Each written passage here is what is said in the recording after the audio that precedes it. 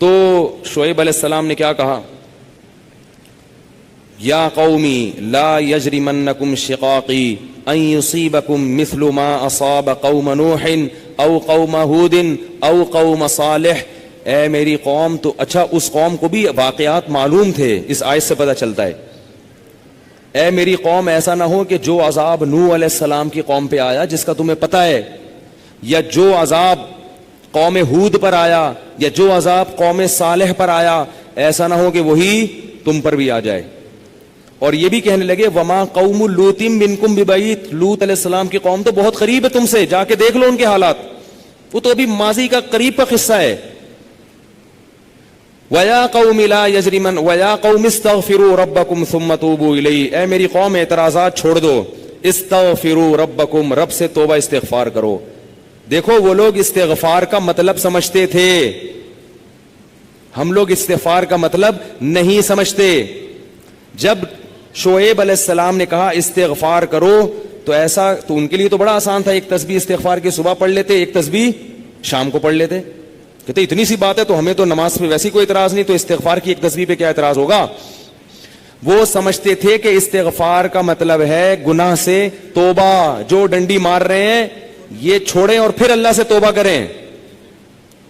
یہ والی توبہ آج کل مارکیٹ سے کیا چل رہی ہے، بہت سی چیزیں مارکیٹ میں شارٹ ہو گئی ہیں. بھائی لوگ چینی کو روتے ہیں، یہ شارٹ ہو گئی، وہ شارٹ ہو گئی، وہ بھائی بہت ساری چیزیں شارٹ ہوئی ہوئی ہیں. تو یہ والی توبہ آج کل مارکیٹ سے کیا چل رہی ہے، شارٹ چل رہی ہے.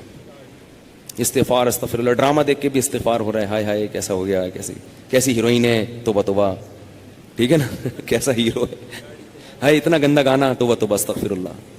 تو یہ استغفار چل رہا ہے آج کل.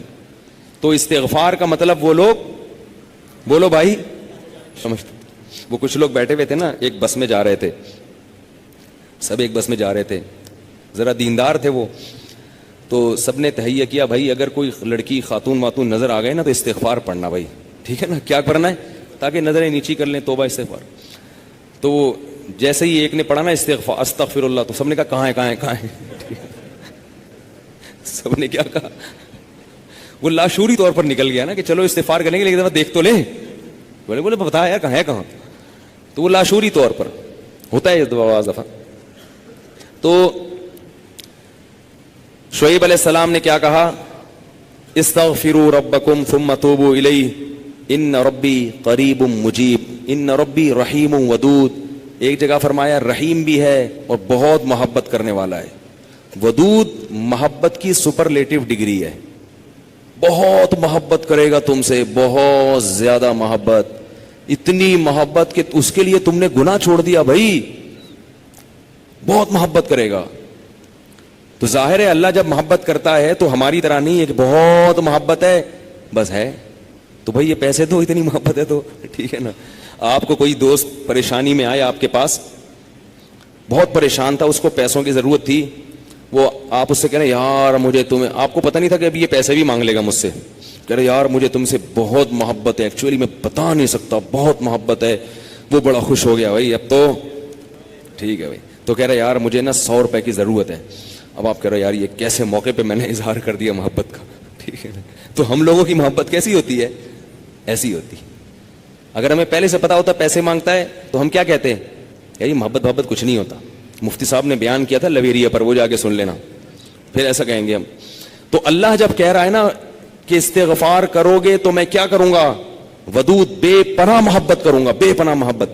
اس کا مطلب ہے کہ پھر اللہ نوازے گا، بہت بہت نوازے گا، رزق کی فراوانی کر دے گا، رزق کے دروازے کھول دے گا، دل میں سکون ڈال دے گا. اگر پریشانی بھی آئے گی تو درجات کو بلند کرنے کے لیے، جیسے یعقوب علیہ السلام پر پریشانی آئی، جیسے یوسف علیہ السلام پر پریشانی آئی تاکہ مصر کا بادشاہ بنا دوں، پھر وہ پریشان کرنے کے لیے پریشان نہیں کرے گا، وہ پریشان کرے گا خوشی دینے کے لیے. آپ حیران ہو کہ خوشی دینے کے لیے بھی کوئی پریشانی ہوتی ہے. حدیث میں آتا ہے کہ ایک بوڑھی عورت نے نبی صلی اللہ علیہ وسلم سے پوچھا کہ کیا بوڑھی عورتیں جنت میں کیا میں جنت میں جاؤں گی؟ آپ نے فرمایا نہیں. ارے بھائی نبی کے منہ سے ایک عورت سن لے کہ میں جنت میں نہیں جاؤں گی، اس پہ کیا گزرے گی؟ اس کا مطلب جہنم کا ٹھپا لگ گیا، اسٹیمپ لگ گئی. اتنی پریشان. خود سوچو کہ جن صحابہ کو جنت پر ایسا یقین تھا جیسے اپنی آنکھوں سے دیکھی ہو. حضرت علی کی ایک روایت ہے کہ میں اگر جنت کو اور جہنم کو اپنی آنکھوں سے دیکھ لوں تو میرے ایمان میں اضافہ نہیں ہوگا.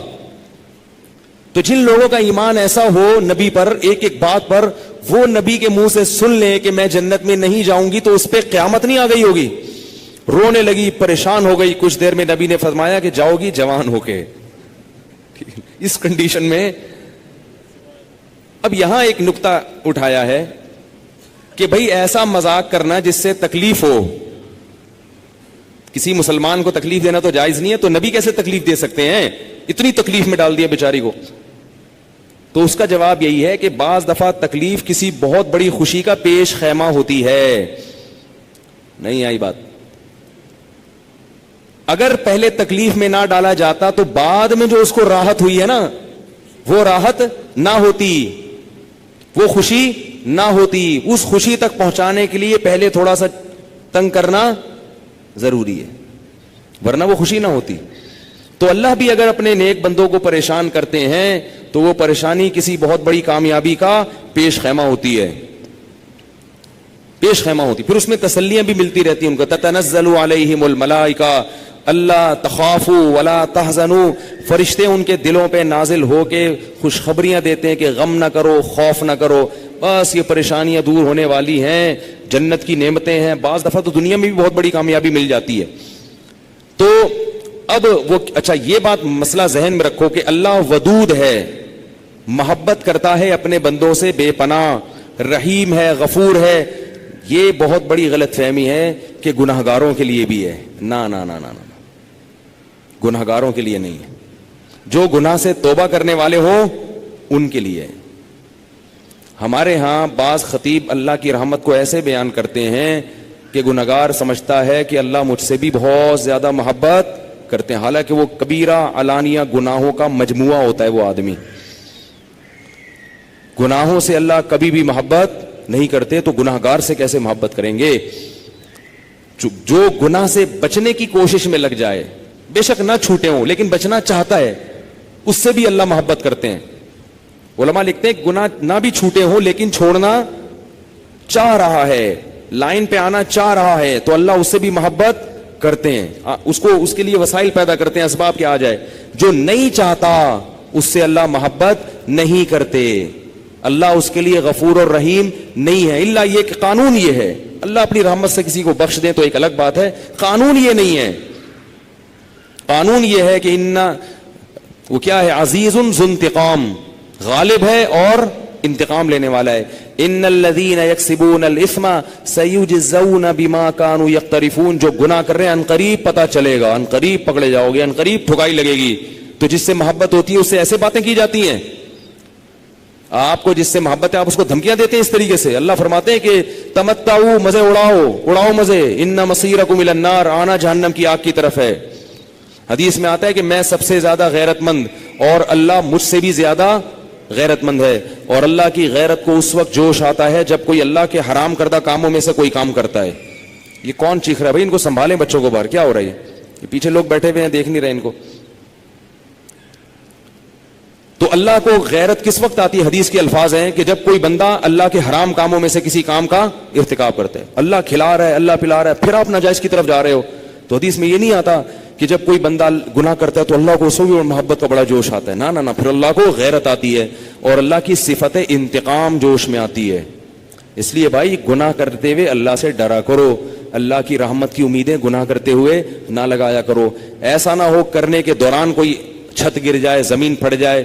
بنی اسرائیل نے گناہ کیا تھا نا, ہفتے کے دن اللہ نے منع کیا شکار مت کرو, انہوں نے کر لیا, تو کیا اللہ بڑا غفور رحیم, اللہ نے معاف کر دیا فوراً. رات کو سوئے ہیں تو صبح کیا ہوا ہے, بندر اور سور جیسی شکلیں بنی ہوئی تھی. اللہ ہم سب کو محفوظ رکھے. تو گناہ سے بچنا چاہو گے تو اللہ کی رحمتیں ہیں, اللہ کی محبتیں ہیں.